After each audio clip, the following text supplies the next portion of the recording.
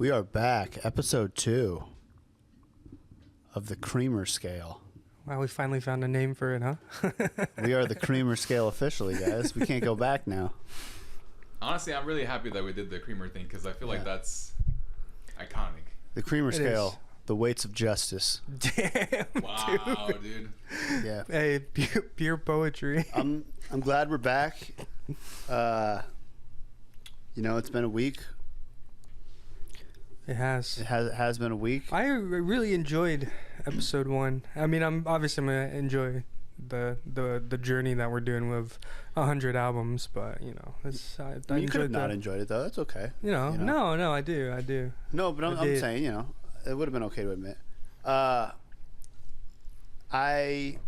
think this is a good release, given the state of the world. This is a good podcast for people to hear right now. Yeah. There's wars breaking out. There's elections happening. The economy is in shambles. So expensive. I went to Burger King earlier. I'm not even joking. You don't go there that often, right? I used to go more. Listen, I go enough, but that's why I feel okay to make this point. You get your usual chicken fries, 12-piece chicken fries. 12-piece chicken fries with the large Coke and 2 barbecue sauce. See, I still know sometimes, you. I know you, bro. Sometimes I'll also add a large onion ring. Ooh. The economy's bad. So usually, because you've been getting that since I met you, which was like 8-9 years ago. Yeah, I don't like change. I've talked about that extensively with my psychiatrist. Respect it. Totally understandable. But something I've noticed that really tells me the economy's bad, and I don't know if anyone else has noticed this. Oh yeah, me and Eduardo have for sure. Don't lately, involve me with this. Lately, with like going into fast food places, the workers, this is how bad the economy is. The workers are beautiful. They're starting to get some baddies at the fast food. I didn't fast food places. How are you talking about the prices, bro? No, there's some baddie workers in the fast food industry now. Y'all, one of them out. I don't know what their names. Babe, I'll shout out the Burger King by your house. Got a baddie there. Yeah. And I don't know their name, but I was like, wow, it's really downhill. That should be an influencer, kind of thing. That's an interesting way of thinking of that. So did the price go up though on the? Honestly, Burger King has stayed loyal to their prices. You get a large meal for under $10 still. Sick. Okay. So is the economy bad? I mean, listen, the economy is. That's the real question. Or is it just the pretty scale? Well, maybe Burger King's only hiring hotties. No, because I've noticed that other places. More like Burger Queens, right? Del Taco, the Del Taco by my house has a couple beautiful men and women. By the way, okay. Actually, they're beautiful. Bring that up, dude. The other night, I'm embarrassed to say this, but the other night, me in London went to go get Taco Bell. Actually, I went to go get it. Yeah, that's not embarrassing, dude. Taco Bell's This was last week when she had a migraine. Taco Bell's OP, bro. Come on. Taco about it. We went. I went, and the dude that took my order, when I went up to the window, I swear to God, I think I actually told you guys, he looked like Julian Casablancas. I think you did. And the sad part about it that I was like, hey man, do you know the Strokes? And he goes, what? I'm like, do you know the Strokes? Do you know Julian Casablancas, like the band? And he goes, no. And I was like, you should have told him after that. Should have been like, yeah, stroke this dick. Can't get. Yeah, you're right. Julian Casablancas is beautiful. Right. Julian Casablancas is beautiful. Right? I don't know about now, but no, but in his prime. In his prime, yes. The MTV. Now that he still has, he's a rock star. I think his outfits have been really questionable lately. That's my. I haven't been seeing his fits. If you have that much money, I think your outfits would be questionable. All right, envision this, okay? Right. He gained a little weight, okay? He got a little mullet going on. Hey, don't fat shame him. No, I'm not. Okay, I'm just saying. He wears like a leather snapback, okay? Leather snapback. Okay. Jean vest. I don't know. It just doesn't fit. If you want me to be real, I think part of the joy for me with the Strokes, they always dress terribly. They always kind of look like douchebags, right? Julian wore the whole leather jacket with the little. Bro, shaggy. I'm sorry. I've never seen a dude in a leather jacket and was like, yeah, man. No, I was like, this is it right here. Is this it? Yeah. He made me want a leather jacket. Listen, all I'm saying is I always looked at Julian Casablancas like he seems like the worst guy to know at a party. You know who got me into leather jackets? Justice. Ooh. With that good. music video with what's it called? Stress. Ooh. Yeah, that music video is sick, dude. You're right. Point taken. People can look good in because Black Rebel Motorcycle Club, like all that jazz, you know. But yeah, the guy was good looking, so maybe the economy is shit. Yeah, I mean the economy. But hold on, let me ask you this, right? When the economy is good, where do hot people go work? They don't. Duh. Hot people don't have to work if it's a good economy. Oh, okay. What about like in Sweden, where like everybody's hot?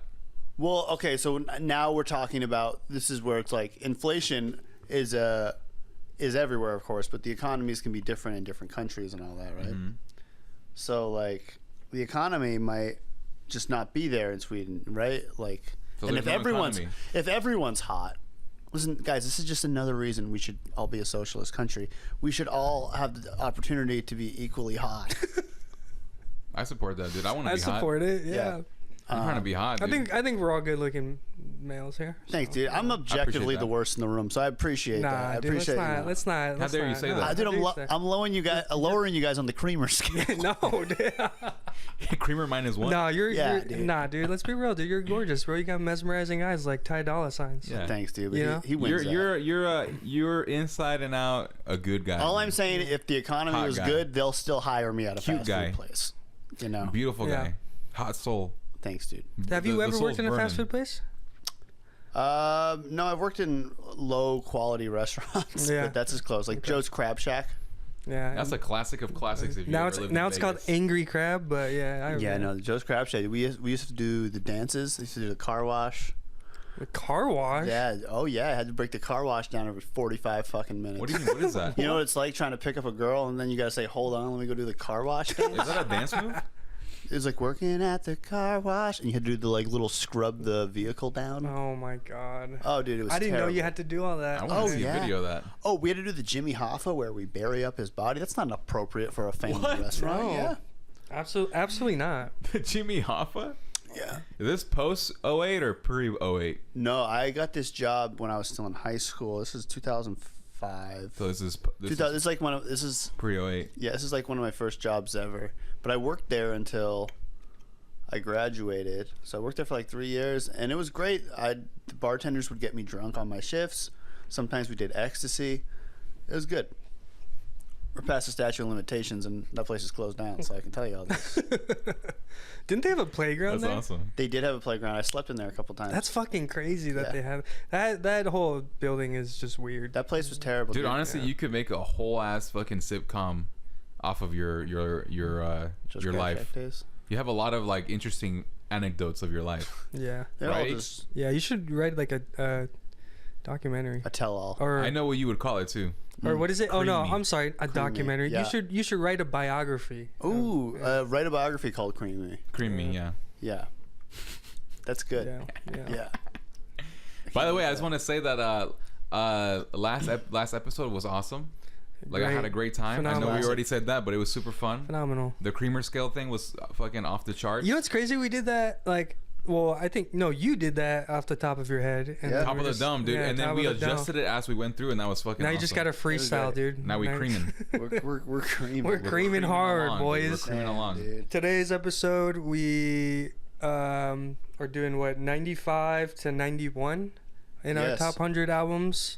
This is good because I feel like we also had a little more time to think and reflect maybe what we would have done different on the first. So now we're really going to get in our zones. Yeah, 100%. I'm glad you brought that up because I definitely took more time and effort into finding what albums I wanted to do. Because last episode I was like, oh shit, Brent, like even though they're like his low albums, he's still putting some good albums in there that mean something to him. And my perception was like, oh, they're like low ranking albums, so like it doesn't matter, right? Yeah, so I mean they still do. It's you gotta understand. They still do, but the way I picked them was not like based off of It was just like a snap of a finger, kind of like last minute. It's like when you wake up late for work and you're just like pick some clothes out and you have mismatching socks or something. No, that's a great analogy. The color scheme doesn't match, Yeah. We've all been that didn't happen to me. It's happened to me before. We've all been there. We've all been there. Yeah. Don't you fucking I've like worn my socks inside out, you know, different colors, you know. You ever have those dreams, right? You go to work naked? I have not. No. You've never had that? No. Dude, you know how like people have dreams of when you go to school and like, you know, you get there and you don't have underwear on or something like that, or like you forgot to put on like your pants but you have everything else on? You ever had those dreams? No. Oh. You know what's funny about? It's a very common. I've had dreams like that where it's like, I've like, you know, in elementary school or something, like my greatest fear is like shitting myself, like, you know, like.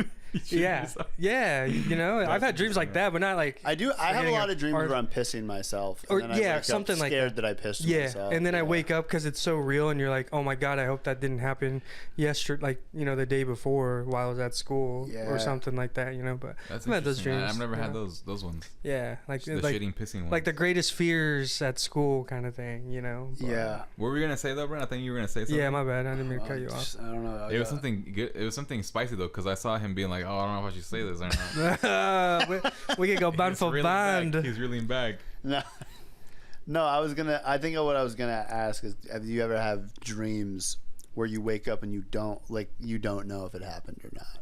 Oh yeah. Oh yes, I have. Yes. Can I tell mine real quick? Yeah, sure. Please. I've throughout like the past 10 years since I've had long hair. I've had long hair for a while. I think actually past more than 10 years now. I occasionally will have a dream where I like shave my head off. Oh. Or not shave my head. I shave my hair off. I got what you mean. Yeah, I wake up, dude, and I immediately just go like, oh my god, it was just a dream. What the fuck was I thinking? But I definitely have dreams like that where I think that I cut my hair off and I'm like freaking out. I've had something like that too, where I wouldn't shave my head, but I would get a haircut, and it was like, and you know, my hairdresser would like cut it super short, and I hated it, but then I didn't want to like, you know, hurt her. Yeah, you know what I mean. And I'd wake up, and I'd be like, I'd do the same shit, like, all right, cool. Right. That's happened. Yeah, I get dreams where like I don't remember if I'm in a fight with someone, like in an argument with someone. And then I'm just like, fuck. So like you'll wake up and then you think that you're in a fight with like a friend? Yeah. That's crazy. I've had dreams where I thought I was on vacation, and then I'd just make sure that I like would check my schedule for work. Oh man. And then I'd just be like, okay, I do have to work. Fuck. Yeah, and I get a lot of reoccurring dreams. That's why I don't like to fly. I have a reoccurring dream of a plane crash. Jesus. Dude, you gotta listen to that song "Fly" by Hilary Duff. Yeah, that's a successful flight. What's that Lenny Kravitz? Like, what's that Lenny Kravitz song? I want to get away. I want to fly away. Hey, yeah. The best part's at the very end when he's like, yeah. That's a good song, dude. It is. It's a bop. It's a bop. Hey, never forget when his pants split on and oh yeah, wiener fell out. Yeah. Was he hung? Full dung. Yeah, he was for sure. Yeah. I mean, yeah, I'm sure because his wiener wasn't hard, obviously, but it was still like a solid wiener. Yeah. Shout out. Just everyone likes a good wiener. Yeah. Who doesn't like a good wiener, man? It was hanging.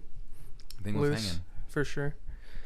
Well, I have nothing else. Anyway, on that note, we'll see you guys next week. We're gonna skip the albums this week. On that note, oh my god. Who wants to start today?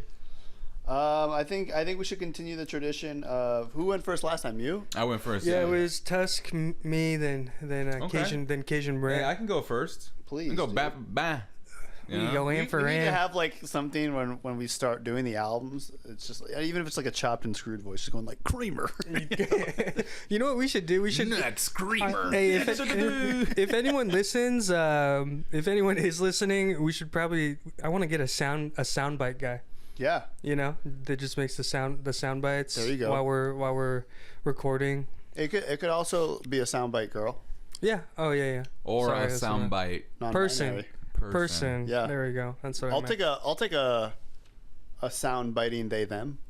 Yeah, for sure. It's not that you will take, it's that you must take. I must take anything that arrives. I'll take a dog if they can do it. Honestly, that'd be sick. It'd be great if dogs could do like work for you, right?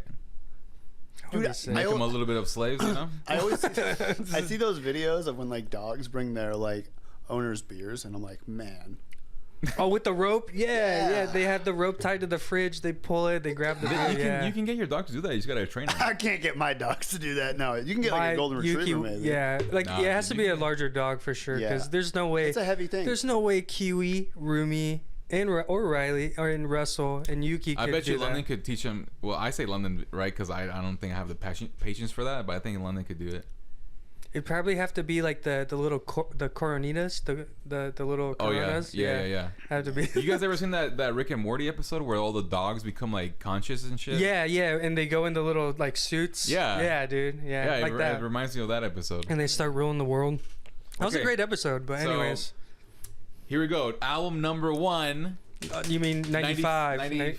95. Okay, 95, right? 95 for me is we're going back all the way back to 2003. Ooh. To a very indie label, Anticon Records. Ikko knows Anticon Records. I know. I think I know what you're. Dude, Anticon Records. I think I know what you're spilling here, brother. I was like, you know what? I need to go back to my Anticon phase. One of my favorite albums by a great artist on that label is Soul. The band is called Soul. They're a rap group. Actually, he's a rap group. I think it's just an individual. And this album is called Selling Live Water. Ooh, now, that's a sick name. It's a great name, dude. This album, I believe, is his. Let me see, 1, 2, 3, 4, 5. It's his 5th album. It's a fucking awesome album, dude. Like The Baddest Poet. Ooh. It's like all the albums on this are just all. They're all like they're all very like not political, but he talks about like being poor. He talks about like police brutality. Mm-hmm. Okay. He talks about like how. Like the I'd system's say that's rigged. Political. Yeah, I guess you get. I guess it is political then. He has some incredible samples on this, dude. The samples on this album are fucking amazing. Really? Okay. So yeah, there's the Shoot the Messenger song is great. Salt on Everything is an incredible song.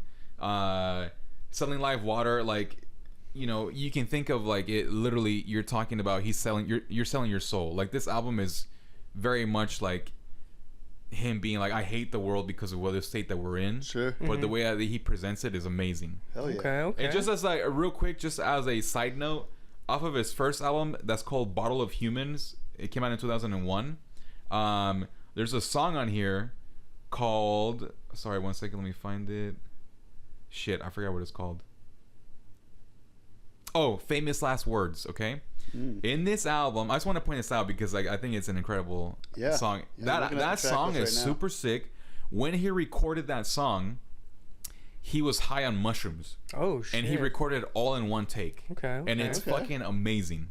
So one take, dude, and it's incredible. So yeah, if you never heard of Soul or Anticon Records, please check them out. They're a lot of their artists are just very, very talented, underrated artists. Okay. I'm writing this down so I can have it. Yeah, I'm writing it down too. I mean, I've listened to this stuff, but I don't think I've really dove in ever. Well, give us the creamer scale, by the way. Sorry. That album, I'm gonna give it a solid 7. 7 cream. Solid creamer. Because I feel like it's definitely, I mean, it came out in 2003. Like it was different times. It's not the same production level or anything like that. But yeah, it's a good one. It's a good one. Okay, I'll give it. Okay, that's a nice solid. Yeah. Where do you cream this at though? Let's see where we're creaming. You know what? For this one, I feel like you're creaming this. You're creaming this like.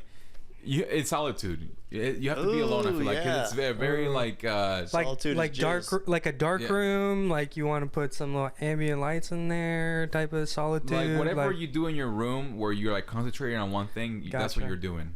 I gotcha. You know what I mean? I got you. All right. Yeah, we're creaming to it. I know. Exactly. Hard. Hard. Go ahead, Eeks. Album number 95 for me this album's from 2016. It is Light Upon the Lake by Whitney. Ooh. I don't know if you guys know. Love Whitney from Smith Westerns. R.I.P. to them. I mean, not nobody died. Just they broke up 2013 or something. Smith and Western are still alive. Yes. One more time. What's the album called? Light Upon the Lake by Whitney. A lot of people don't like Whitney because of the lead singer's voice, but I personally like the way he sings.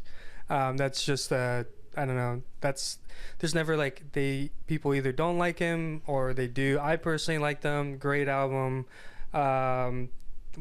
They're from Chicago, and like what Brent said, they were in a band called Smith Westerns. That's probably gonna be in there at some point, but definitely. It's a great band. Also, shout out Chicago, and honestly, nostalgic purposes, it's like one of those albums where you like listen to when it's like in the fall, like cold, crisp air. You know, like. The cold breeze just like flows through you, you know what I'm saying? Sure. You know, light high 70s. No. High 60s, you know, low 70s. Yeah, definitely. You're creaming with a breeze. Yes, creaming with a breeze, dude. Exactly. That's poetry right there. I mean, the first song is No Woman, so that song is just it's great. And I do think too, I'll just say this about Whitney. I feel like it's one of the few times where I feel like an indie project that was a spin-off of another indie project didn't sound the exact same as the original indie project, which I appreciate. Oh yeah, for sure. Creamer scale, I'm gonna go 7.5. Ooh. This is probably one of those where you have a creamer like in the middle of a field with your like pickup truck. Yeah, you dude. Know? Like with your little pickup truck. Creaming in the crop, sir. Hey, the creaming in the crop, dude. So, you know, you go to the fields, you put the bed of your truck down, you crack the creamers open, watch the shooting stars, you know, the night sky, just listen to the album type of deal. Is this like this? Makes me think of like Midwestern, like you're at some like high school. It's not Midwestern-y. It just, I don't know. You kind of get the vibe of just like. I don't know, just like Americana. Yeah, I don't know. You're gonna have to listen to it. I don't know. Great album. You get where I'm coming from. Yeah, I would say you're not far off with Americana, but much more modern and like it's like if a city boy made an Americana album. There you go. Yeah, Brent's better at describing that kind of things. And great album, great pick. Thanks. Okay, so for my number 95, I'm going a heavy hitter. Ooh, okay. I feel like just given all the other albums on my list, though, I know it sits at 95, but listen, 95 out of top 100 albums of all time. How many albums? That's incredible. So it is absolutely. I'm going to take it back to the year 2000. Shit. With Nelly's debut album, Country Grammar. Oh, that is a great. That's a fucking solid one, dude. That's a great album. Let's just shout out Nelly, dude. Well, also he was just great at that time in that era. You know what I mean? Listen, I'm going to read you these RIA certifications about how well the album did. This is insane. Okay, yeah, let's see it. Or hear it. Australia went platinum. Damn. Canada 3 times platinum. Germany gold. New Zealand 3 times platinum. United Kingdom platinum. United States 10 million records sold. It went diamond. Damn. Absolutely insane for a debut rap album. And I don't blame anyone for doing that, like getting that, because these are heavy-hitting fucking songs. It is. We have the Country Grammar song, of course. I mean, that's a classic. EI. That's a classic. Ride With Me. Come on. Like, what are we doing here, guys? What's crazy is, like, we all know these songs from front to back, even if you, like, listed it out for us. And just, it was like... It was great. It has an intro, it has an outro, and an interlude. All 3 of those done by Cedric the Entertainer, which I love that idea of just like having another St. Louis guy like put you on. What I do love about this album, a couple things. All the beats are like, with the exception of like Ride With Me, which might even be like a keyboard playing as a guitar. I don't know if it's a real actual guitar on there. Mm-hmm. Most of the beats are all like synth and electronic, and the drums are all electronic. But somehow he captured like a different country sound. Like it doesn't sound like country music, but it makes sense that it's Country Grammar. It makes sense that he's like this Midwest guy. I don't know. He just like totally encapsulated the sound. It's not like Southern rap or anything either. No. It's just Midwestern rap. Yeah. And another fucking thing that I love about it is like, I feel like he was the first like real rapper to mix the singing and rap the way he did. Yeah, For sure. You know, like he had that down to a T. And it just feels like an album he wasn't trying to make a classic. It felt like someone just paid him to go and have a good time, and he fucking did it. That's fucking awesome. Do you know how rare it is to have an album come out as your debut album and it just to fucking blow up like that? Insane. Incredible. And also the fact that you said I think you told me, or I don't know if it was during the podcast. I doubt it if it was during the podcast, but you told me that he wanted to be like a NFL player or something like that. Baseball player. I believe he was drafted by the Blue Jays or something. Can you imagine that, dude? If he would become a fucking baseball player, we wouldn't have these hits. We wouldn't have. And also, funny you mentioned that on this album, there's a song called "Batter Up." Kind of paying homage to his baseball career. And I feel like a lot of athletes, when they try and make music, it doesn't hit as good. No pun intended with the baseball. No, yeah, absolutely not. Also, but last thing I'll say about this is just shout out to Nelly also, because he has a very young Lil Wayne on the album in the year 2000. Oh, no shit. Oh, shit. Like, what hell was he? Like, fucking 15? Probably, man. This is had to be super young. Super young. And he sounds super young for sure in it. But great fucking album. Creamer scale, I got to be honest, fellas. That's a 10? I think I'm going 9.8 out of 10 creamers. Wow, dude, you're not gonna give that a 10? You're right. I should give it 10. Come on, 10 creamers, dude. It has to be 10 creamers. 9.8 might as well be a fucking 11. 10 creamers. That's your second 10 creamer. No, that's his first. That's your first? I think it's my first. It's your first. You didn't give a 10 last time. Neither of you gave 10s. I gave 2 10s last. You did. It was you. You know how I know that? Because I put the fucking I put it in the description. Oh, that's smart. Hey, shout out for the timestamps, by the way. I put the timestamps of all the albums, and then I put a creamer rating next to each one. Dude, that's genius. Hey, shout out to the timestamps, bro, because that. And by the way, you said that 10 out of 10 creamers were creamer nukes. Creamer nukes. That was a creamer nuke. That's right. Okay, we did have creamer nukes. Creamer nuke. Sorry, so this is a creamer nuke for sure. 100%. Where you're creaming this one? Yeah. You're definitely creaming this in a barnyard party. Barnyard party. But like, I've never been to a barnyard party, but now I feel like I need to go to one. Yeah, dude. Because that sounds amazing. I think I've been to like 2 when I was in Idaho. Bro, I gotta go to like what kind of barnyard party, right? Because when you say that, I think of like barrels of hay on your left and right. There's a lot of hay. There's a lot of and right in the middle of the barnyard. There's like a stage, and people are playing like the fiddle.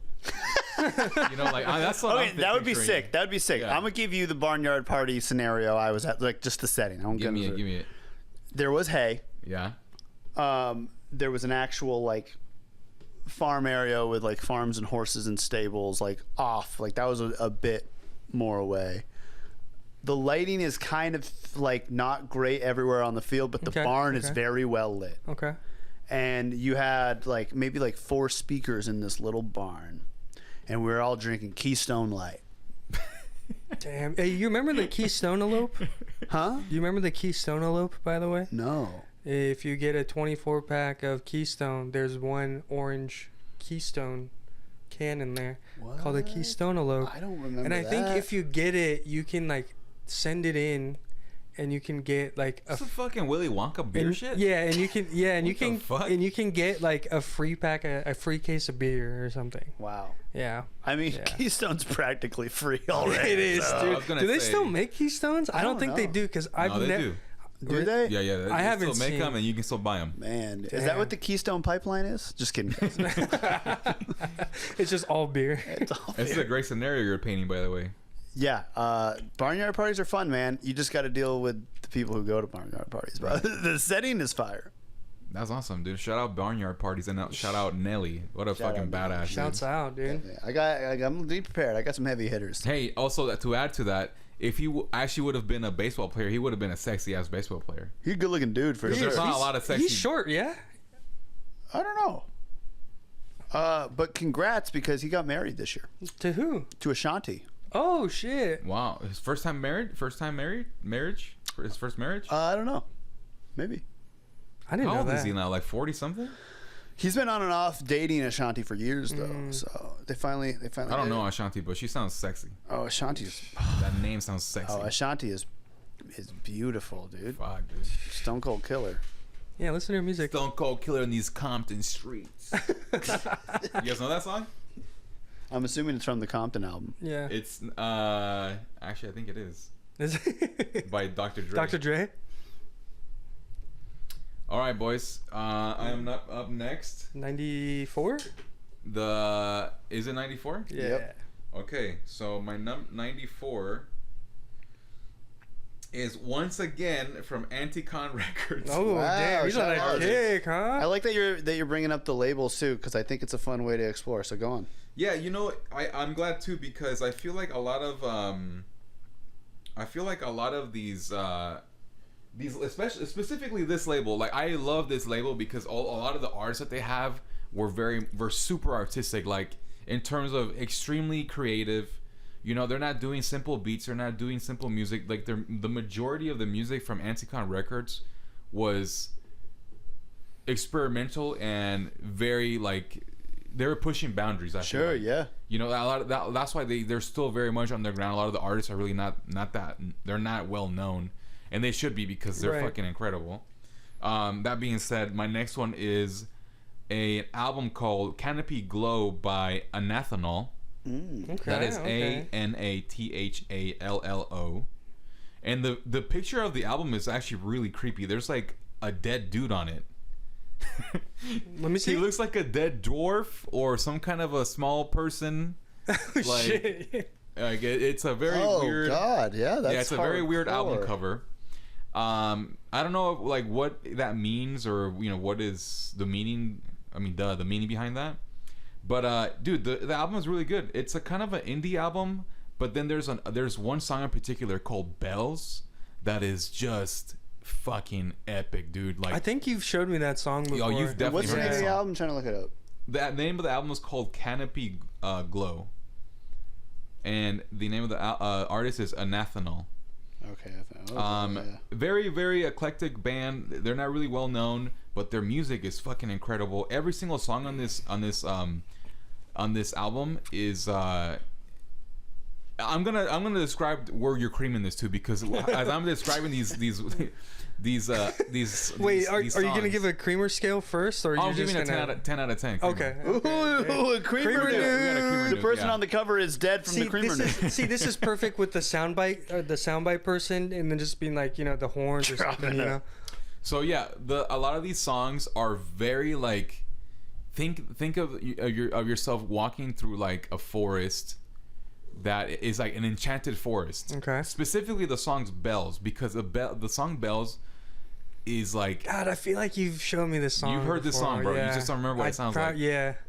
But yeah, a lot of these songs are just super, just like they put you in a world. They put you in a setting where you get lost and you feel like you're walking through a world that they're painting with their music. Sure. That's what it feels like. Okay. So yeah, that's. I just downloaded that. I'm very intrigued because. One more time. What was it again? Canopy Glow by Anathallo. I don't really know what to make of it based off the album cover. Like it's so. Yeah, I know it's super weird. Like, that's what I mean, man. Like that's just the album cover, right? And if you see that, you think that I don't know. Like if you look at that looks like I don't even know what kind of music you think that would be. But that's what I like about Anticon Records. It really looks like they have these really cool artists like that. It really looks like Jeremy Allen White, like just like laying down on the ground. The guy from The Bear. Yeah, he kind of does. Kind of like from afar. I don't know. Maybe it's just me. But okay, 10 out of 10. So yeah, that's a 10 out of 10. Right. You're definitely creaming that in a forest that's enchanted and a fairy's gonna go up your butt, like that type of shit. Hell yeah, dude. You know what I mean? Like it's gonna go osmosis Joan up your butt type of thing. I love that. You know, effigy. Damn. So yeah, that's my number 90. All right. 4 whatever it is. Just so everyone is aware, we're gonna be making playlists, and then we'll be putting them on via Apple Music and Spotify. Yeah. So that everyone can listen to. We're in contracts with Apple and Spotify together. I hope. I mean, hopefully. Is it me? It is your turn. It's you. 94. I'm gonna go with the album that just recently came out last year. This one really caught my attention. Was Bewitched by Laufey, or however you say your name. Okay. Laufey. Oh, okay. Laufey. I don't know. Laufey. Yeah. See, I'm still new to this. She's a babe. She's amazing. Yeah, and the genre is jazz, but I personally don't think so. But yeah, her album when I first heard it last year was just it like mesmerized me. Like I'm gonna segue off at Eduardo, but it's kind of like a fairy tale, like dreamland kind of album. It was it really caught my attention. And she's Icelandic. She's half I think she's half Chinese also, and then she also has a twin sister. But anyways, I just got into her album when it came out, and caught my eye and caught my attention, and I've just been a fan of her ever since. Apparently her shows are amazing too, but I'm gonna give it a 8 on the creamer scale. Okay. I feel like you really just like, I feel like you grab a creamer and then you go into a castle. You go into a castle. A castle. What kind of castle? What kind of castle? Like Frozen, like, you know, like the Elsa kind of like a fairy tale kind of thing. I'm not saying Disney, like not that Disney shit, but you know, like the theme of it, and it's just like, I don't know, I feel like people are just like synchronized ice skating.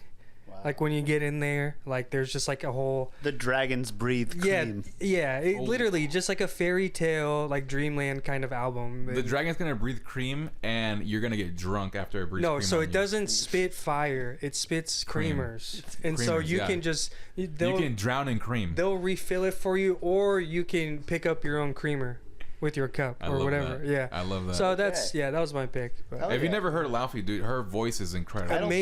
I think I've seen the name. I don't think I've ever actually listened. Yeah, she's so good. So it like and the album cover is her. So I was like, oh, she's actually like, she's a babe, and I listened to it, and I was like, this is actually like beautiful music, like amazing. So I love that. Yeah. Awesome. Okay, I'm gonna go a little left of Nelly. Okay. This is 94, right? Or 94. Yeah, 94. I am going to take it to the 80s.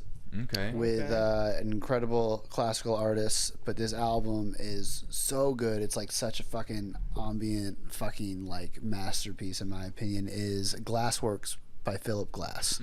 Ooh, wow. Dude, that's a fucking... Damn, bro. That's a great pick. That is a great pick. Shit. I love Philip Glass in general. Another body of work that, just on the topic of Philip Glass, I forget how you say the word. Is it like etudes? Like etudes when it's just like one instrument. 8 dudes. Mm-hmm. Eight dudes. Hey, that's Philip Ass. No, etudes, like etudes, like the French word. Like when you're playing one instrument only. He has an incredible, you should all look up his etudes of his piano work. It's absolutely gorgeous. Glassworks, though, is a lot of different sounds. What I love is, to me, it feels like, I've always thought, like, since a kid hearing this, like the past 10 years of listening to it, it feels to me like it's like a tornado of like sound. Like, I feel like I'm on drugs when I listen to that album. And it's just like, I feel like he goes through these like, it's like you're on a highway and you have like these calm moments of just like these like little sounds, and then you just feel him turning and turning and turning, and it just like builds up and starts like going crazy. It's such an insane masterpiece where I don't understand how that man's like brain works, but there's so much emotion and like all these fucking melodies, and he's great at repeating melodies. And I think someone who grew up listening to rap, it's really easy to get into Philip Glass because he plays on loops in a lot of ways, you know what I mean? And it's just absolutely incredible album. What label released that? Or what was he under? I don't even know. I can check. Yeah, that's a great question. I don't know. It says 1982, 1987 Sony BMG Music Entertainment. I was gonna say it was gonna be a pretty big label because, you know, it's Philip Glass, like the dude icon. Dude, I kid you not. Like when I listened to this album like recently. When I say recently, like 4 or 5 years ago. And I feel like I should have taken acid when I listened to that album. Yeah, it's so true, and that's what I love, because I feel like I should be in this spiral of drugs, like that's exactly psychedelics or something. What makes this so good? I'm not even kidding. It's a classical album, but like it breaks all the rules of what we all know and learn about classical music. I'm not even kidding. Like that's one of those albums where it's like, I wish I could not like erase the memory of me listening to it for the first time, and then listen to it when I'm on drugs. Sure. Yeah, absolutely. Psychedelics, not like, you know. I'm going to give that 8 creamers. Damn, okay. Creamers. Where you're creaming this to, you're doing drugs in a dark auditorium. I love that. Because I was going to say outer space, but dark auditorium is more at home. Sure. Literally. Yeah, I definitely think, and those drugs you do, they might take you to space. But yeah, that's where you're creaming this to infinity and beyond, my brother. That's awesome, dude. That's the second album that we talk about. That's an instrumental album. Yeah, that's cool. I love that. I got a few. Great choice, man. I didn't think that it was gonna be. Man, I honestly forgot about that album, but thanks for bringing that up because I'm about to listen to that again. Definitely a well-deserving album. That's one of those albums though where it's like you have to listen to it like not like. For me, I have to listen to it periodically. Sure. Yeah. No, it's not a everyday. It's not a driving. It's not a album to drive to soundtrack. I feel like definitely. It's not. Just one of those. I would even encourage people probably not to. Don't glass and drive. No. You put your AirPods, your headphones on. You lay down in bed and you listen to that album. That's that kind of. Make sure your dogs are fed. Yeah. Front to back. Yeah. Okay. All right, so my 93. This is 93. Yeah, 93. Okay, so my 93 is I'm gonna preface this by saying that this isn't an album that I actually like, but the reason I picked this album is because of what this man means to me now and a lot of his individual music, and by that I mean like not a particular album. So my 93 will be "For You" by Prince. Ooh. Came out in 1998. Ooh. It's an R&B and soul record, and it was released by Lossless as the record label. But the reason I put this album on here is because, first of all, it's the first Prince album. Oh, is that the one where? Can I see the cover? Is that the one where he looks like hella skinny on the? Oh man! One? It's this one. Yeah. Wow. It's the one where it's like he has like a blurry face. He has a big old afro. He looks great in it. It's like a long exposure shot kind of thing. But so when I was listening to when people used to tell me about Prince, I'm like, okay, I get it, right? I've heard a couple of his songs, and they were kind of like whatever to me. Yeah, I was gonna say you weren't really much of a fan. I remember. This is like a recent thing. Yeah, I remember you were telling me that you weren't really a fan of him. I wasn't. Yeah. I actually think that it was this year, wasn't it? I think it was last year. This or last year. I think it was the beginning of this year. That's that was, not to cut you off, that was a really formidable part of us finishing our album because you got really. So it was last year then. Well, I would actually it was this year. I think it was this year, the top of this year, like you were saying, but and you got me to start listening, and we both just went down the rabbit hole. Yeah, and by the way, if you don't know this, Prince has like 30 fucking albums or some shit like that. Probably. It might 25, that's 30. Too much, but there's a lot of albums. But okay, so I don't really like this album. But I will say that the only reason that I even kept going into listening to Prince, because the reason I say that I don't like this album is because these songs are outdated in terms of like when you hear these songs, they literally sound of their time. Like it's very much like the very beginnings of like 80s music with those like super shitty drums. Yeah. Those really shitty fucking keyboards. Like, I don't know how to explain it. It's very dated for sure. 1978 it came out in. It was in 78. But the only reason that I even kept going into listening to more Prince was because of one song in particular. And that song is called Crazy You. Okay? That song, dude, is fucking so good. Like, for me personally, it makes the entire album, and I think that it's the reason why Prince even kept going. But that's just my opinion. You don't have to, take that with a grain of salt. I feel it. Sure. Like, me personally, Crazy You is such a sexy song. Like, the way that he sings, dude, the way that he, like, holds the note, the way where you think that he's about to sing, but he doesn't, and then just gives you that first lyric. After he starts playing, because he's playing guitar on this, like, it sounds so fucking good, and it's literally just guitar, his vocals, and some piano, and it's just the best fucking song. I listen to it over and over again. I still listen to it to this day. Can I ask what everyone's favorite Prince album is?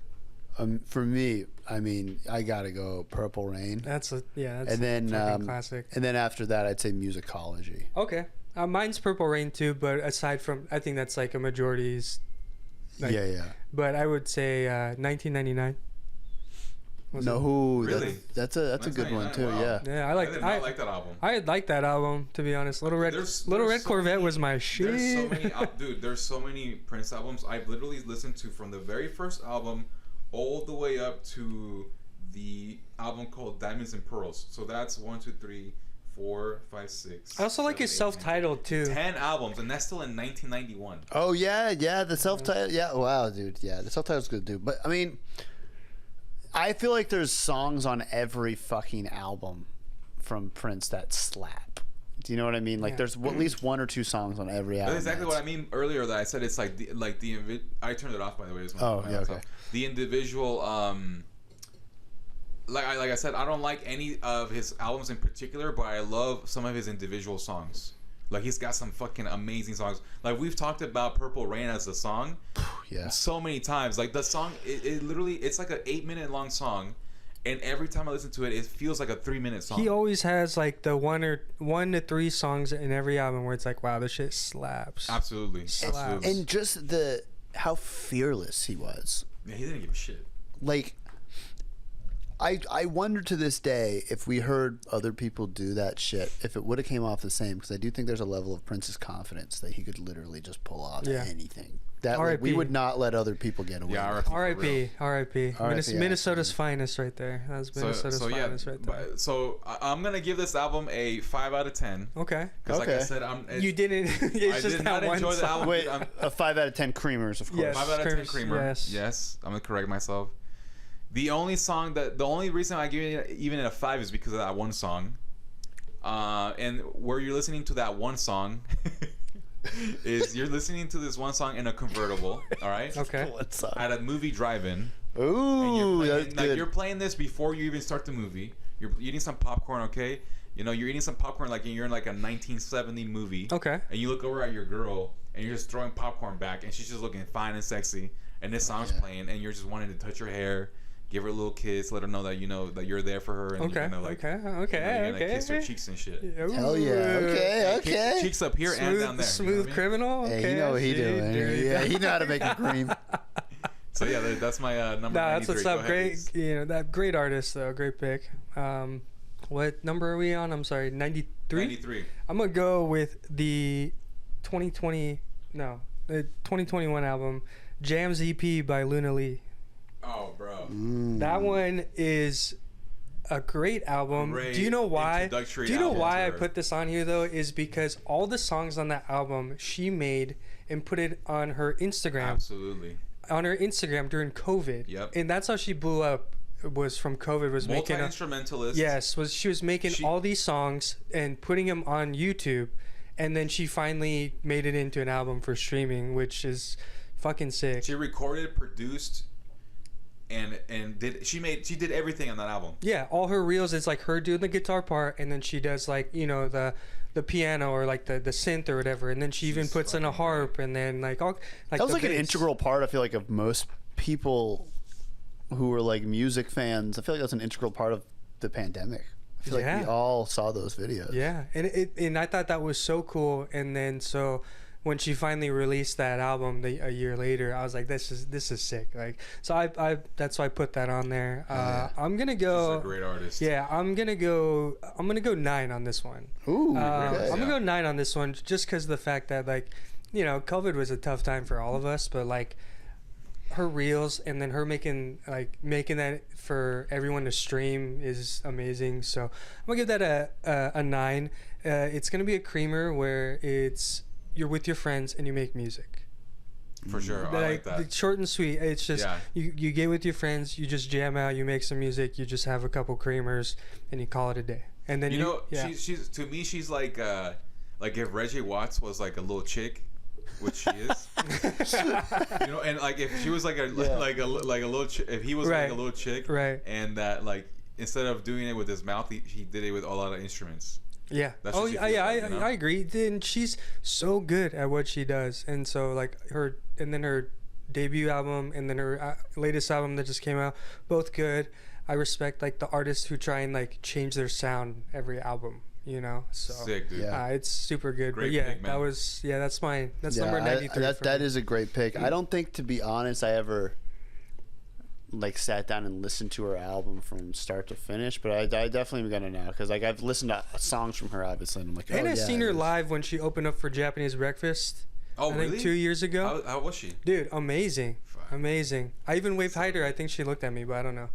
I think she damn, was this hot Japanese guy? She probably wasn't. Damn, dude. Hey, what kind of is she? Is she Asian? Yeah, she's half Korean, half white, I believe. Oh, okay. Yeah, Okay. so. Also, shout out to her. She just released a new album. I still haven't heard a lot of it. It's good though. I think I heard like half, about like 50 to 60% of it. It's and good. I liked it so much that I was like, I'm gonna post about it. So I fucking posted about it. I saw that. I saw you post great, it. dude. It's great. She's just a great artist in general. So yeah, that's my pick. By the way, any artist we mention, you're welcome on the pod. Yeah. Yeah. Well, Except absolutely. for the ones we trash talk. No, I think Like who? We haven't trash talked anybody. It's just Wait. I no. If we trash it, they're more than welcome to come on and defend themselves. I think that's fair. That's fair. Yeah, that is fair. That is fair. Yeah, come to my house. Yeah. Where you at, Machine Gun Kelly? Go ahead, Brent. Yeah. Okay. So we're at 93. Yes. Okay. So this is a. We're talking big acts today. We're doing big You're things. fucking putting out heaters, I feel like, dude. I mean, bro, my whole list is heaters. I ain't gonna lie. I mean, I'm not. Yeah, it is, but Dude, everybody's pick is heaters. It's just that we got heaters. We got heaters. We got heaters all Brent got like very like pop heaters. But here's the thing: is that we have great taste in music. We do. So either way, if one of us or both of us don't know the artist and we listen to it, we're gonna fuck with it regardless. Yeah, for sure. You know, so. But that's what makes this just a little side note. That's what makes the Creamer Scale podcast, I think, so good, because our lists are going to be radically different in a lot of ways because we have 3 totally different backgrounds of music. Yes, which is what makes it so sick. I feel like at some point though, whether it's like not the 50s, but I'm gonna say like from 40s to 20s, we're gonna have a lot of similar ones. I feel like we're gonna have a lot of similar albums. I don't know, dude. You'd be surprised. But when that happens, though, we'll go from there. I feel like so far I've been very surprised by the different albums and artists that we have picked. Yeah, true. Yeah, I really have been. Yeah, because I mean I'm pretty sure we've all taken our time, but yeah, that's what. Yeah. I've picked so far. Brent, so. What you got? I'm gonna take it to 1989. God damn. Okay. We're going. Now I'm like, who is it? I wasn't even born then. Shit. We're going Madonna's "Like a Prayer." Oh my god, dude. Yep. This is the first Madonna. This is not the first. No, the first like Madonna. Oh, of the scale. This is her 4th album and the first album where she's fully embraced, like, I'm just gonna lay everything I feel out there. She's dealing with her fallout of Catholicism. She's dealing with her divorce. She just turns 30. Like, she's going through a lot on this fucking record, and it shows. It is like total vulnerability in a way that, man, I wish pop stars did that shit now, because they don't. Wait, I'm sorry. Is Like a Prayer the one where she's holding her jeans like? Yes. Okay. Yeah, yes. And then Like a Virgin was the black and white. Okay. Right. I was getting that mixed up. I just want to make sure. The singles on this album, Like a Prayer, obviously, Express Yourself, Cherish. My personal favorite song on this album, Oh Father. Like, it's just, there is. First off, I'll say this: the instrumentation, it does sound dated, right? Luckily, it's coming out of the 80s into the 90s, so the bass lines get a little better. I notoriously hate 80s bass lines. I think don't slap the bass around me. Don't do it. It's just not my thing. You can sometimes finger the bass. I don't even like that sound really much. I like pure bass chords. Anyhow. So there's a couple songs that are hard to listen to, but the ones where she has strings, like "Oh Father," "Spanish Eyes," like, it's just these songs. Like, I remember like tearing the first time I heard them. It's so musical. It's crazy to think of the pull Madonna had back then on society, where like she was beefing with the fucking Pope. You know what I mean? Like that's crazy. Like the Pope commented on Madonna. Do you know what I mean? That's insane. But I just love it because it's, to me, the best of both worlds, where the lyrics are there. It's so emotional, but it's packaged with these like big melodies. And I think this is an album that really informed me of like how great a pop chorus can be, and that a pop chorus doesn't just have to be about like I'm not trying to throw shade, but like California Girls. It's like it's silly. It's not really a point. Whereas like, I mean, no shade. I'm not a Katy Perry fan, but Madonna has these heavy songs about like abortion and wanting to kill yourself and not being spiritual anymore, over these pop melodies that are just like, to this day, some of the best I've ever heard. That's fucking sick, dude. I'm a big Madonna fan. I think she's an incredible fucking artist. Absolutely. Like, I'm a big fan of her first album. Like, she's like still really raw, but you could tell that it's like she's gonna be something super powerful and big. I've never heard that album that you're talking about. Ooh, I think you showed me a couple of the songs off of it, because we used to talk about it. But that's really cool, man. I gotta check that out, because with the way you're describing it, I'm like, how have I missed this? You know? And once again, I like to really harp on this for a second. She literally beefed with the Pope. Like, the Pope and her went back and forth at one point in history, and that is like imagine one of the. Twitter was around at the time. Bro, imagine the Pope tweeting at Madonna. You're a whore. You suck. You're a whore. Get back to God. Yeah. Madonna's like, fuck the Pope, and the Pope's like, ratio. I'm gonna give this 7 creamers. Okay. Honestly, you're creaming this with the Pope. You're creaming this. Wait, why 7 creamers? Why not? I think it's important to talk about why we're creaming it at that level. Sure, we're not creaming it. It's not a cream nuke because of some of those ugly bass lines that don't age well. Right. The Express Yourself, I don't like that beat at all. I get it. But also it's same thing that happened with me and Prince. Also, too, I will say this album for me, I've heard this almost my whole life. I remember hearing it. I had a cassette that like my friend's like sister had or something, and she gave it to me. She had an extra one. I didn't like it at first. It grew on me. The older I got, the more I appreciated it, and the more you learn about the history of the album, I appreciate it more. So it's a grower, which is why it's not just a cream nuke. But so that's why it's a 7. You're creaming this at a protest in Vatican City. That's all. That's all you can do. Dude, I didn't think you're gonna say that. That's fucking awesome. Dude. You're protesting at the Vatican City with Madonna. That's insane, right? That's fucking beautiful, bro. That's art. Hey, that is art. Hey, dude. pure poetry right there. That's purity, dude. That's as pure as it can get. Tonight, bro. Papa does preach. Shit. I love that, man. All right, are you guys ready for the next one? Yeah, 92. Yeah, let's do it. Okay, so this is what 92. Okay, 92. Sorry, 1 second. Great year, by the way. So my 92, I'm going to go back to 2002 for my 92. Damn. Okay. All right. The album is a self-titled album by Audioslave. Oh, okay. Dude, oh my God! Hey, your shoulders hurting from that heavy hitting over there, dude. Oh my God! R.I.P. Chris Cornell, bro. I mean, bro, the very first song, Uchis, like, what a fucking song, bro. I mean, you're talking about the dude is literally saying you're drinking poison. You know, I'm here drinking while I'm drinking water. Like, he's talking about, like, he's literally putting the perspective of, like, him being a Native American and seeing, like, how the Europeans are destroying their body and how he's gonna just, like, destroy them like that. He's like, why do I have to destroy you? You're destroying yourself. Like, just... I mean, that whole album is great. Show Me How to Live. I mean, dude, almost every song. Gasoline. Like, dude, if you ever rent a Mustang or if you own a muscle car that's of the any song. kind, That's the song. Put on Gasoline and you're gonna fucking rip it, dude. You're gonna fucking rip it. I mean, there's so many songs right here that are just...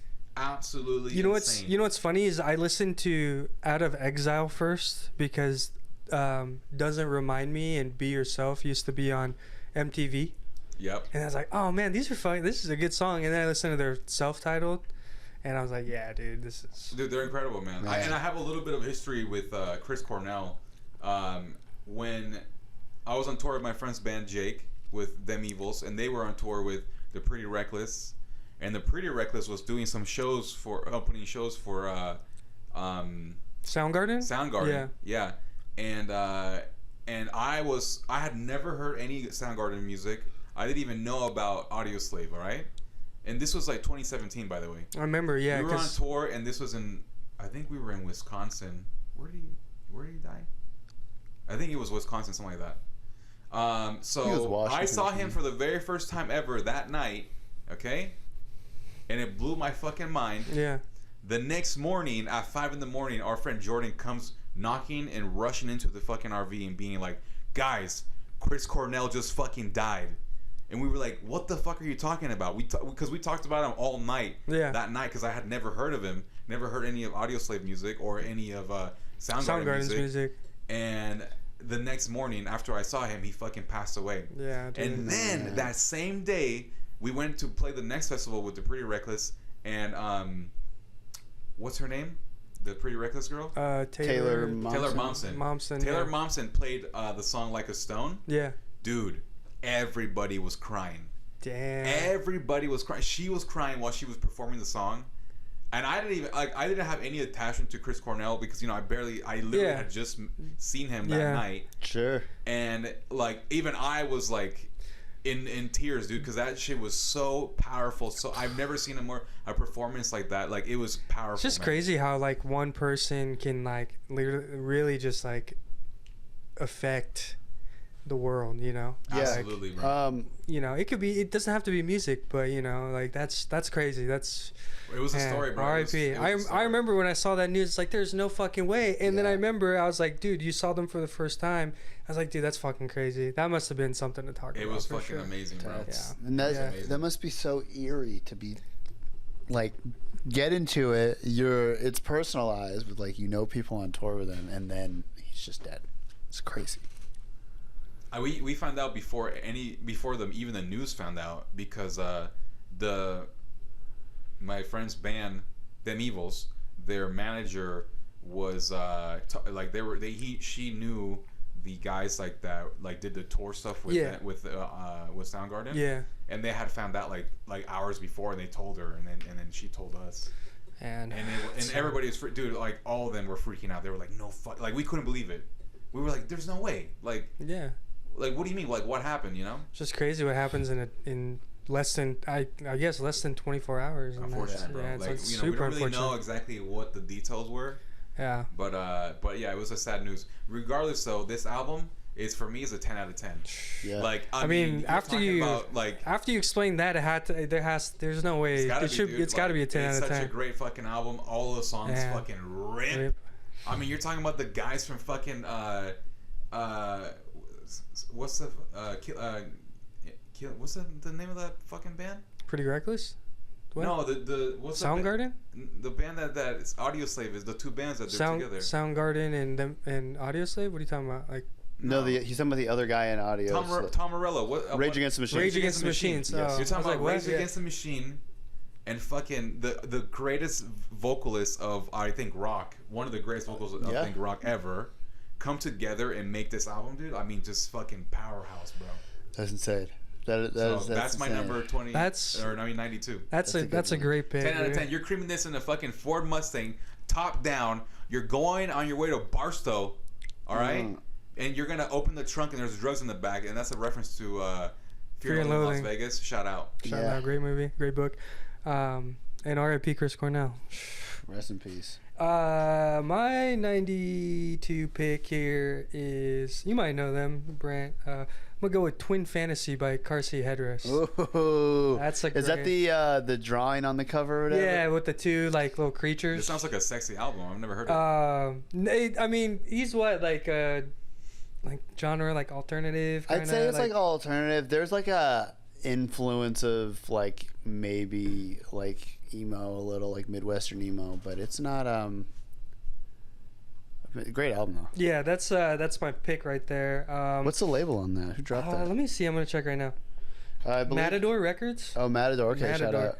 Yeah, I'm putting this on there only because I like the album cover, so I bought it. I bought the CD at Zia when it came out. I was like, oh, this looks cool. It's like simple but very cool looking. Yeah, and so I was just like, you know, that's the thing about like album artwork for me too, is like, you know, if it looks interesting or something I like, I'm gonna, like, I've never listened to them, and then I was like, I'm gonna, you know, buy the CD, and then I was gonna play it in my car, and that's how I found out about them. But it's funny because I'm listening to Car Seat Headrest in my car with the car seat headrest, so but I just, it's funny because I found out too with Car Seat Headrest is, what's his name again? The main guy, I forget his name. I don't know. I don't know. Look it up. Will Toledo. Yeah. So there's a fact on here on Apple Music that I found out too when I was listening to his stream, is he came up with the name Car Seat Headrest after realizing that he preferred to record vocals in his car rather than his home studio. And that's me. So that's really I feel sick. like that's everyone, but that's me. I feel like the car, when you just like sing, I feel like in the car is just so much more. 100%. Yeah, no, you feel more free. Especially when you're with friends too, dude. Yeah. Right? Like if you're singing a song together, and like it's like a song that you both know. Yeah. It's fucking powerful. Yeah. I listen to this I listen to this album probably like every 3 weeks. I love this album. Great. You've heard this album? A lot, yeah. I've never heard my personal favorite song. It's so simple, but it just, I don't know. It's the way he sings it. His song's called "Stop Smoking." Oh. And every time I want to, we love you. Yeah. Every time I want to start smoking cigarettes again, I'll have the occasional cigarette again, and I'm like, oh, I should get back into this, and I don't, because I think of that song where she's like, "Stop smoking, we love you." It's like an intervention, and then the way his voice, it sounds so authentic when he's like, "We don't want you to die." Like, it's like, I don't know, it's such a simple song. Those notes right, isn't it? Right, bro. there. It's those notes nice. Beautiful song. Great, beautiful song. Beautiful album. There's like, and the other song is like "Beach Life and Death." Yeah, great song. Is that the sober song? "Sober to Death" is on there. Yeah. So I'm gonna give it I'm giving it a 7.5 on this. I feel like this is something where 7.5. Yeah, 7.5 on the Creamer scale. Yeah, I feel like this is something where this album you just kind of listen to, like, I feel like in a warehouse, like just like full of people, and we're just like smoking and we're drinking creamers and we're just like having a listening party at a warehouse. I like a big ass warehouse. You said smoking, but in that album, there's that song you just talked about. Yeah, but it makes you. I don't know. I just feel like that'll be the last song, and everyone has to put the cigarette down in unison. Aside from that song, I feel like you just kind of want to like smoke a cigarette, drink a creamer, be in a warehouse with all your friends, and just like blast that whole album. You know what I mean? So absolutely. Yeah, that's my pick right there. Great pick. Great pick. Thanks. Rance? Okay, this is 92. That's correct. Yeah. That's correct. 92. Okay, 92. I'm going to go. This is one of my favorite albums ever, of course, as all these songs are. I'm going to go "Alphabetical" by Phoenix. Ooh. Wow, a Phoenix mention. Wow. Some people love Phoenix. Some people hate them. This album to me is top to bottom such a fucking mood. I feel like there's been plenty of times where I hear R&B acts try to make a rock album, and I feel like this was an example of a rock album being very influenced by R&B. And it's so moody, it's so sexy, it's so dark in a lot of ways. Like, I think what makes it sexy is how nihilistic it is. Which that's what you love. I like it, but like there's like this sex appeal of it where it's almost just like, I've given up. This is what it is. And now I'm just gonna be myself. Like, that's kind of the vibe I get from the writing structure of it. It's nothing like what's the album with like Listomania? It's like nothing like that. Isn't that Wolfgang Amadeus? Yeah, that's a great album too. Great album, but to me that's a very, very pop album. Yeah, right? For sure. Where this, it's much more subdued. Feels very dim lighting almost. Like, you know what I mean? It's just really, really subdued, really measured in the sense it never gets out of pocket. It never gets crazy. Yeah. But I kind of like that about this. It's just like it stays in this weird zone. Admittedly, when I saw them live and I heard them do these songs, I went for the Listomania and the Wolfgang Amadeus songs. But the songs I ended up falling in love with when I saw that tour was the songs they did off this album.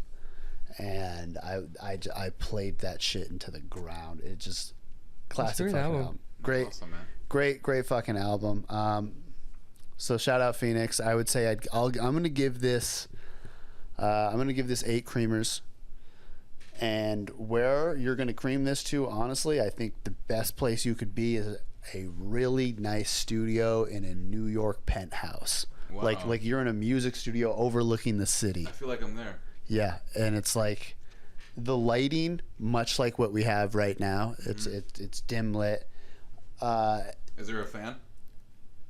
There's not a fan. No fan. Okay. But there's fans. Oh, okay. No, not naked. Sexy dresses. Sexy dresses with Chardonnay. We're classy listening to this album. Damn. Fellas, this is a classic creamer. Okay, so yeah. Is this like a nightgown? Because I'm picturing a white nightgown. Yes. Like little fur, see-through. Yeah. I'm gonna. Yeah. When you guys hear the back is drawn. Okay, listen, there's candles around, right? When you hear a couple songs, you're gonna know exactly what I mean too. Okay, so. I fucks with that. So shout out Phoenix. That's awesome, dude. Shout out. All right, last one. Yep. All right, my last one is actually we're going a little bit more modern. My last one is a Uchis album. Okay. And that album is called Sin Miedo. Which one is that? I had to look it up because I always think like, is that what it's actually called? It's called Sin Miedo. It means without fear. It's the one where she looks like this. She's a babe. Oof. This is the deluxe version of the album. It's like, I mean, she looks like just she looks like a goddess. Okay. She is a goddess. She is. She really is. Okay, so this album came out in 2020. And there's 15 songs on here, okay? And a lot of them have, not all of them, all of them have Spanish titles. But the very first song, like from the very start, dude, it's like, it's telling you a story, all right?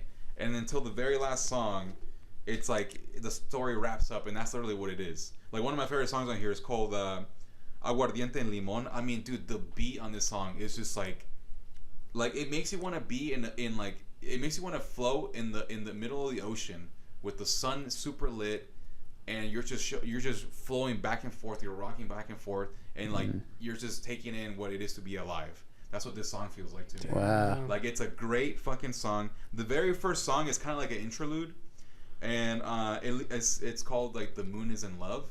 And it's like, dude, the vibe of this album. Whoever produced, there's like many producers of this album, but whoever like was the main person who was like, this is what the album's gonna sound like, which I'm probably guessing is Cali, definitely was going for like I'm gonna be as sexy as I can. And sorry, what's the name of the album one more time? It's called Sin Miedo.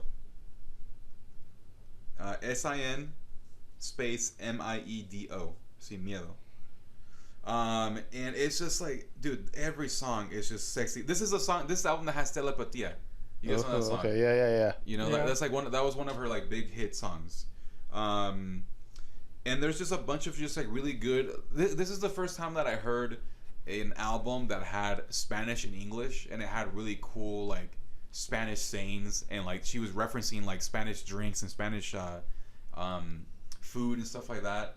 Sure. And just like she was just saying things in Spanish, and I love that because me as a bilingual person, like it's cool to hear those two worlds come together in a sexual way that Uchis is. Yeah, you know? She's got like this very sexual energy about her. That's interesting. So probably like, I'd imagine it's probably hard to find someone who authentically can do bilingual music so effortlessly. Absolutely. And you know who's another good one is Teo. Damn. Shout out. If you ever heard of Teo, like good for you, but he's definitely like one of those artists that is really good at combining those two languages. So yeah, this album is fucking awesome, man. This album is nothing but pure like just sexual energy, but just like with good music, great like tempo on all the songs. And Kali Uchis brings a lot of her like her sexual energy with a lot of great lyrics and great melodies, as she always does. So yeah, it's probably one of my favorite albums by her. Yeah, I mean, hey, shout out Kali Uchis. Shout out. she's been killing it for almost a decade now at this fucking Which is point. fucking crazy because it feels like she's still really fresh and new. Absolutely insane. What was the Red Moon album or whatever? That's a great Venus Moon. That's a great album. Isolation. And dude, also the album cover on that is fucking beautiful. And then fire. Shameless plug on that album. Couple songs on there mixed by Mika Petite, who also did our new single that's out right now. You guys can go listen to. Okay. Mika. So yeah, great pick though. Kali Uchis is great. Yeah, man, big fan. I'm giving this a 10 out of 10. Woo! Creamer Nuke. I'm creaming Nuke in almost all of my albums, dude. Like, wow, dude, that's our first bilingual Nuke. It is. Yeah, great album. Bilingual. You're listening. creamer. Okay, you're listening to this. Like I said, you're in the middle of the ocean, but actually no, you're at a beach. Ooh. Sandy, beautiful beach, clear waters. Like I said, you're floating with your face up, but your head is in the water, and you're hearing this even though you're in the water. And the water is just—it's almost like you're in the Dead Sea. You're floating, okay? There's nobody around or people there's around? Nobody around, okay? Around. There's like Love little that. duckies around you, like those little floaty duckies. Sure. Like I'm picturing like a pina colada on like a little raft next to you that you're drinking, and you're just enjoying the beautifulness and sexiness as Kali Uchis do. 10 out of 10 right there. Creamer. Creamer. You're creaming. You're gonna cream. You're gonna cream.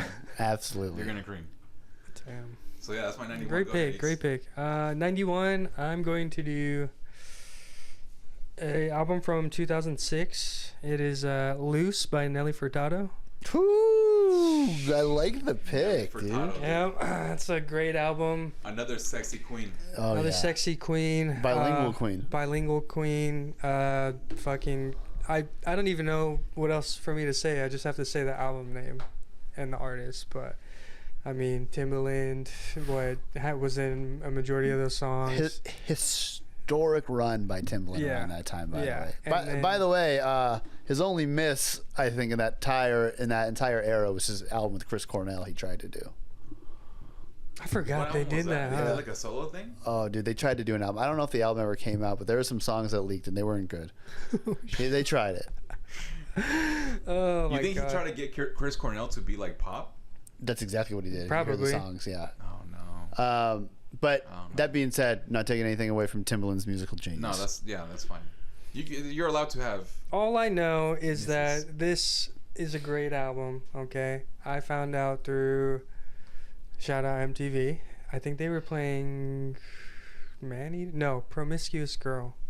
Oof. And I was like, she is so hot, and I was like, I need to learn more. So I bought the album, I think at like Best Buy or some shit. Or my mom did for me. I think my mom liked it too, so I think she bought it for herself. But I was listening to it. I was listening to it too, and just it's one of those albums where it's like it still holds up till this day. Yeah. Great for karaoke. Amazing. You can fucking great when it comes on shuffle. But yeah, I'm gonna give this a 10 out of 10. Fuck yeah, dude. Ooh, okay. I'm gonna give this album a 10 out of 10. Creams are nuking. The creamer setup is, I'm gonna say you got a whole setup at the beach, tables, the whole lights and shit, whatever, and like tiki torches and shit, playing that album. But not the white supremacist tiki. No, absolutely not. But like you put it in the sand, and we all just start dancing by the beach, Oh, yeah, like just kind of shit, drinking creamers. So that's creamer for me. I love that. I gotta listen. My next round, I'm just letting everyone know for the next podcast they hear. There's not as many heavy hitters from 90 to 85 or whatever it is. So don't expect as many heavy hitters. There's heavy hitters, but that's interesting that you say that. Well, it's just how the list works, I can't control what becomes, Okay. 90 to 86, though, right? Yeah. I can, but I don't I don't make the list really, right? It's just the list makes ethereal vibe in the world makes it. I'm taking it back to 2003. G Unit's debut album, Beg for Mercy. Oh yeah, dude. This album, what's so good about it, doesn't try to be anything it's not. It's just an incredible gangster rap album. My Buddy, an amazing song, talking about their best friends, a gun. Stunt 101, popping them things. The production on this is absolutely insane. You got Dre, you have Red Spida, a lot of these guys in their fucking prime, a lot of those New York producers. Want to Get to Know You. There's 2 love songs on this album. Both incredible. Smile, which is just Lloyd Banks alone.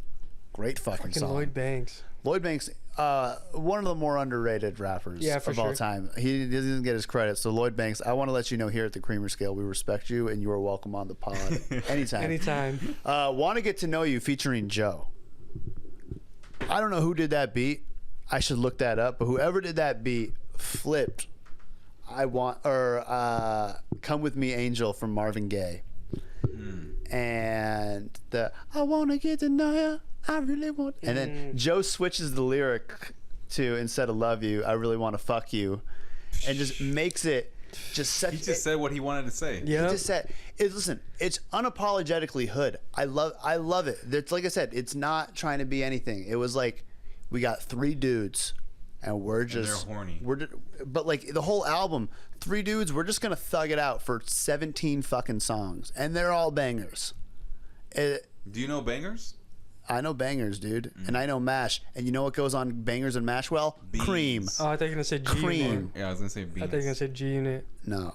We should have been with that though. Cream, come on. Yeah. Honestly, it's a Creamer Scale. You're right. 2003 though, guys. G Unit was running. They had their own shoes. Yeah. They really were running shit, dude. The G Unit spinning chain. I feel like that was a cultural thing we all know about. You know, it was such a moment.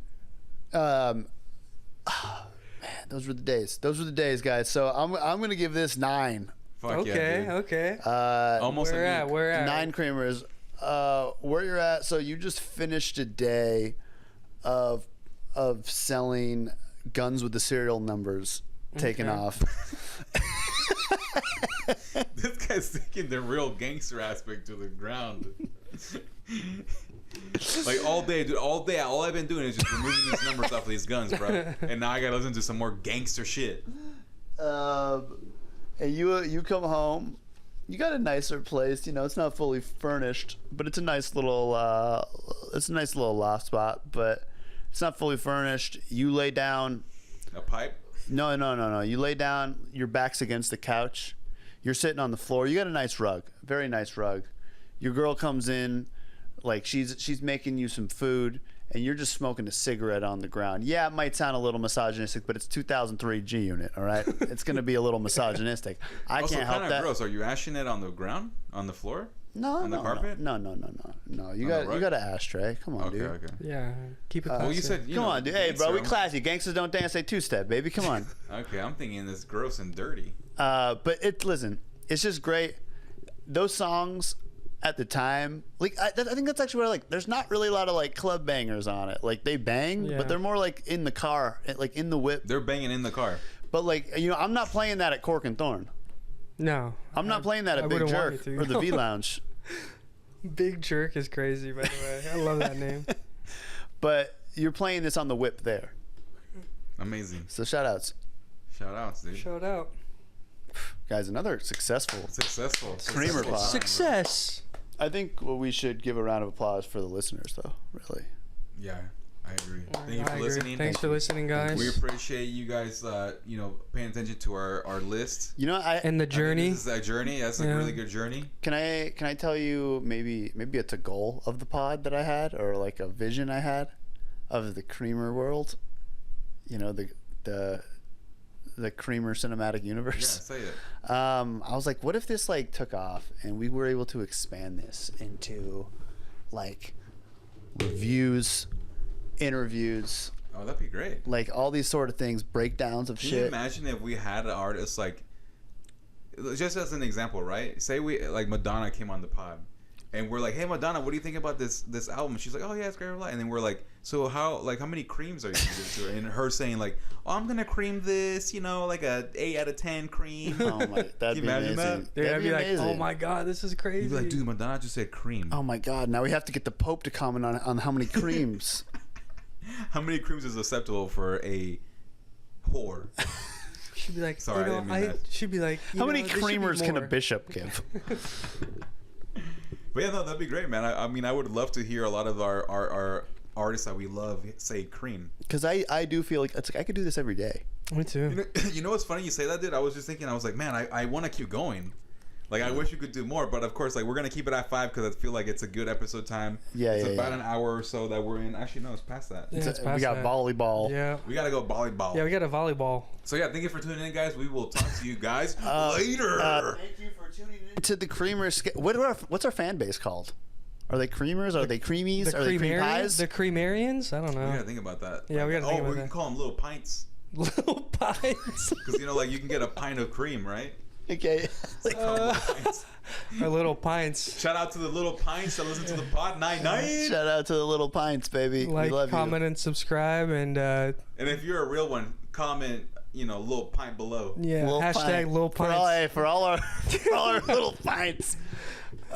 We also have the creamer scale at Gmail now, so yeah, send us your emails. Let us know if you like our voices, if you like Ikko's mustache rubbing up against the mic, if you like Brent's mustache rubbing up against the mic. Which mustache do you like more? Yeah. Probably. By the way, when you're picturing the mustache on these two men, picture cream on them. Yeah, because they got some creamers on them. Yeah, we get enough fan. We'll do like a fuck a fan, like a fan can cream me. Fuck a fan. That's crazy. Oh my God. They buy a VIP ticket in their fucking brand. I'm just kidding. Jokes, fans. Jokes, guys. But then we can start our Patreon eventually if we had enough content. There's a lot of things we could do. Yeah, there is. The world is our oyster, Yeah, dude. So yeah, thank you for listening, guys. We will talk to you guys later. We got a volleyball. Love y'all. Bye, guys. Peace.